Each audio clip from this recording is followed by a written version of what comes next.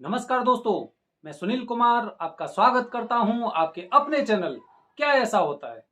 दोस्तों, काफी समय बाद मेरी वीडियो आ रही है। उसके पीछे एक कारण है कि मैं काफी जगह ऐसी जगह घूमने गया था। मैं मेहंदीपुर बालाजी जाने का प्लान करते करते रह गया, लेकिन वहां पे मैं जा नहीं पाया। तो ये एक वजह थी। मैंने काफी प्रयास किया। मैं राजस्थान में आपने सुना होगा करौली या कैला देवी का जो मंदिर है, वहां पे भी मैंने जाने की कोशिश की, लेकिन किसी कारणवश मैं वहां पे भी नहीं जा पाया। और मैं आपको साक्षात दर्शन कराने की कोशिश करता। मैंने सोचा था मैं अपने दर्शकों को मेहंदीपुर बालाजी के और जो करौली में कैला माता का मंदिर है उनके दर्शन कराऊं, लेकिन कुछ ऐसी परिस्थिति हुई जिसकी वजह से मैं आपको वो सारी चीजें नहीं दिखा पाया। इसका मुझे बेहद अफसोस है। तो दोस्तों, मैं आज आपके साथ लेके आया हूं मेहंदीपुर बालाजी से जुड़ी हुई एक महत्वपूर्ण जानकारी।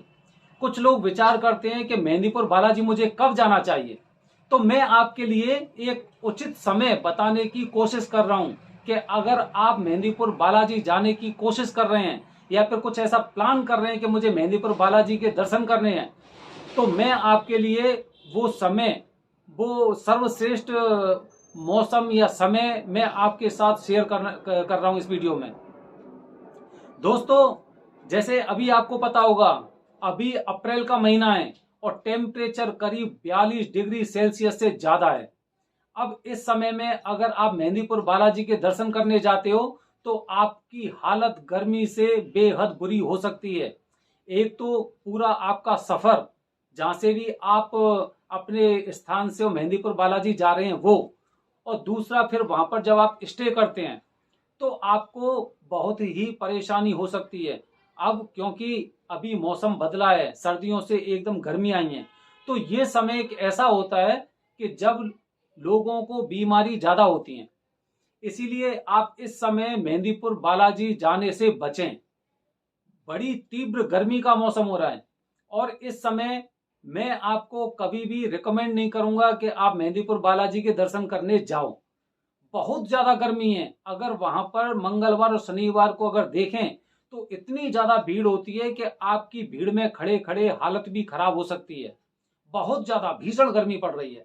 अभी आप देखिए, अप्रैल का महीना चल रहा है और अप्रैल के महीने में ही और 42-43 डिग्री सेल्सियस टेम्परेचर मायने रखता है। तुरंत, एकदम तुरंत मौसम बदला है, जिसकी वजह से आपकी सेहत पर बुरा असर पड़ सकता है। वैसे अगर आप मेहंदीपुर बालाजी जाने के इच्छुक हो तो उसके लिए मैं आपको बता रहा हूं कि जैसे राजस्थान में बहुत ज्यादा गर्मी पड़ती है, आप अच्छी तरह से जानते होंगे। और अगर आपका प्लान मेहंदीपुर बालाजी जाने का है तो मैं आपको रिकमेंड करूंगा अक्टूबर से लेके और आप होली तक मेहंदीपुर बालाजी के दर्शन आप कर सकते हो, जिसमें आपको किसी तरह की परेशानी नहीं होगी। ये मैंने आपको एक बेहतरीन टाइम बताया है। अक्टूबर अक्टूबर में आपको पता है कि मौसम एकदम, ना तो ज्यादा गर्मी होती है ना सर्दी होती है, और उसके बाद मौसम सर्दी का ही होता है। और वैसे भी सर्दी के मौसम में लोगों को ज्यादा परेशानियां नहीं होती हैं।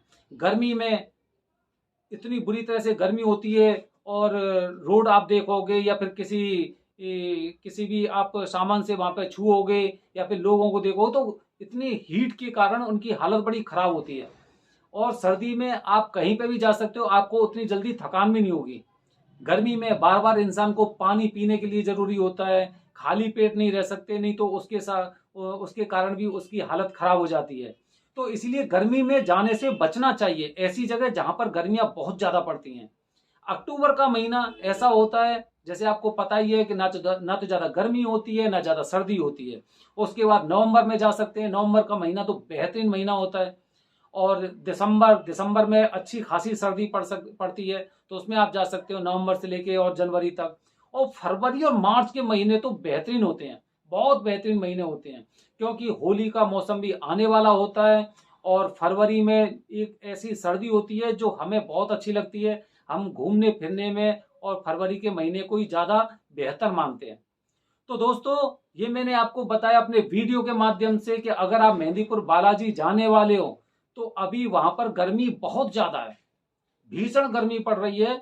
लाइन में जब आप खड़े होंगे तो आपकी हालत खराब भी हो सकती है, बार बार आपको प्यास लग सकती है। आप ज्यादा देर तक खाली पेट नहीं रह सकते वहां पे, क्योंकि काफी लोग क्या होता है, काफी लोग ये सोचते हैं कि दर्शन करने से पहले मुझे कुछ खाना नहीं है, और दर्शन करने में अगर 4-5 घंटे उसे लग जाते हैं तो उसकी हालत बड़ी खराब हो जाती है, जैसे आप जानते हो अच्छी तरह से। ऐसे ही बार बार पानी, भाई आप अपने साथ एक पानी की बोतल रख सकते हो, लेकिन ऐसा नहीं कि आप 2-4 पानी की बोतल अपने लिए रख लो। अगर 2 घंटे या 3 घंटे की अगर हम बात करें तो 2-3 घंटे में आपको बार बार पानी, क्योंकि जब इंसान कुछ नहीं खाता है, खाली पेट रहता है, तो बार बार उसे प्यास लगती है, तो आप कितना पानी लेके जाएंगे।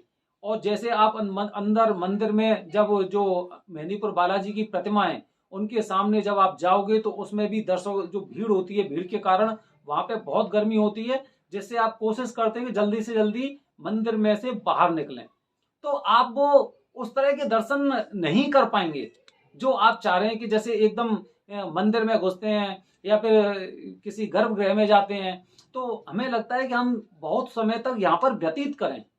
लेकिन जब गर्मी इतनी ज्यादा होगी तो वहां से इंसान अतिशीघ्र वहां से निकलने की कोशिश करता है। अब आप खुद सोचिए इन बातों को, कि जब आप इतनी दूर से सफर करके और मेहंदीपुर बालाजी के दर्शन करने जा रहे हैं और मंदिर में से आपको तुरंत निकलना पड़े, जब 4-5 घंटे आप लाइन में खड़े होने के बाद और 2 मिनट में ही अगर मंदिर से बाहर निकल जाते तो वो सुकून सा नहीं मिलता इंसान को, जैसा सुकून इंसान को चाहिए। जैसे हम कभी जाते हैं मेहंदीपुर बालाजी मंदिर में या फिर उज्जैन जाते हैं बाबा के दर्शन करने, तो हमारी इच्छा होती है कि ज्यादा से ज्यादा समय यहाँ पर व्यतीत हो हमारा, चाहे भले ही वो लाइन के माध्यम से या फिर जो शिवलिंग है शिवलिंग के सामने उनके दर्शन करने से, या फिर मेहंदीपुर बालाजी में जो आपने देखा वहां से वो अमृत धारा बहती है उनकी छाती छाती के पास जो जो क्षेत्र बना हुआ है, तो हम बार बार उन चीजों को देखने की कोशिश करते हैं कि क्या है उसके पीछे की चीजों पे जाने की हम कोशिश करते हैं।